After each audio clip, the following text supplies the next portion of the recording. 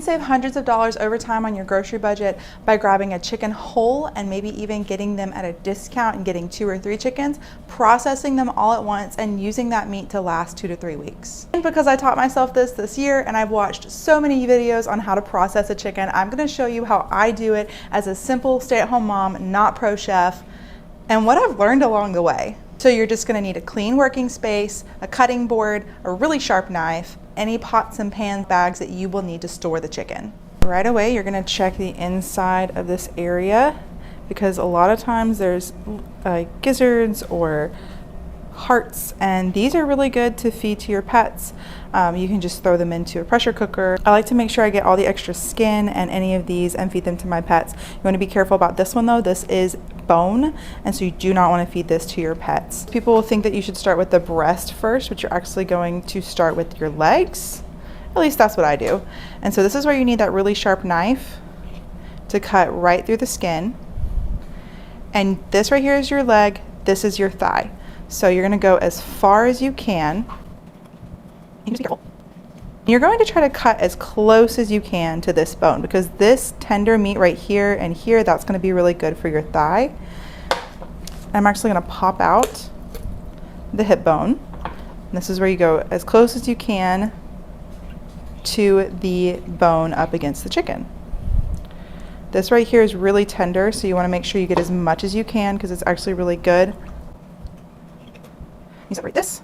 This is where you can decide if you want to keep your skin on or off. You can just peel it on and off here. Trick to separating your legs from your thighs. You see this piece of fat right here? You're gonna cut to the side just to the left, closest to the end of your leg on this fat side. So instead of trying to feel around where your cartilage is, you should be able to cut right here, and it's going to cut directly down the middle.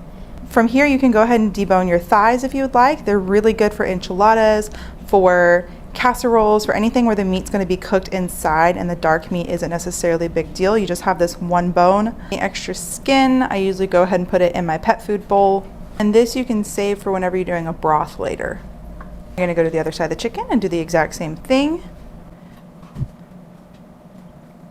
Pop out the hip bone. And cut as close as you can up to the edge. And remember that fat line right here, you're gonna cut closer to the end of your leg. And that's where that cartilage is. It's usually perfect every time. A lot of people don't debone their thighs, so you certainly don't have to. I just like to do it.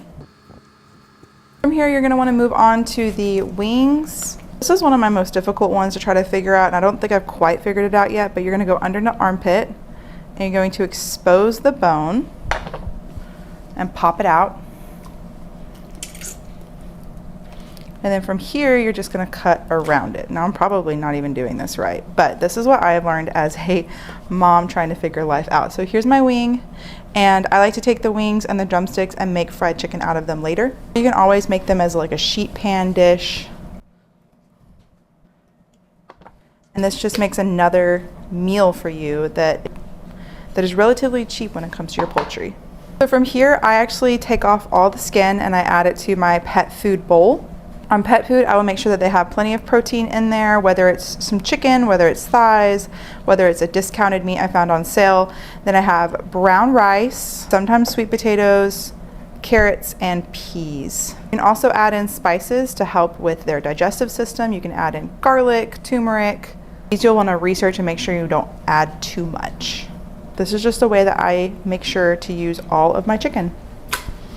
Okay, here's my favorite part, and it's the breasts. So here you have your spine. You're probably tempted to start cutting here. What I would suggest is actually going down here, and you see this fat line right here. You're going to start there and cut up to the ribs. This helps later when you start cutting down the spine. So cutting up to the ribs, right where it starts to separate some. This is where you want a really, really nice knife.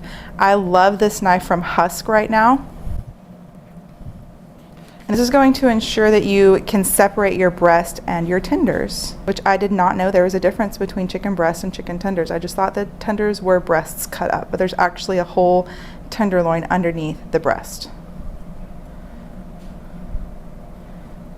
So you're going to cut here, and you'll see this part where it separates. So the breast will actually separate from the tender underneath. So you can kind of follow that line. So when you're making your fried chicken, now you have 2 tenderloins that you can use as fried chicken tenders. So there's your chicken breast, and then under here, this whole section right here is a chicken tender, and you can actually pull this one out as well. And any leftover bones can be put straight into a pot of vegetables and spices to make homemade chicken broth.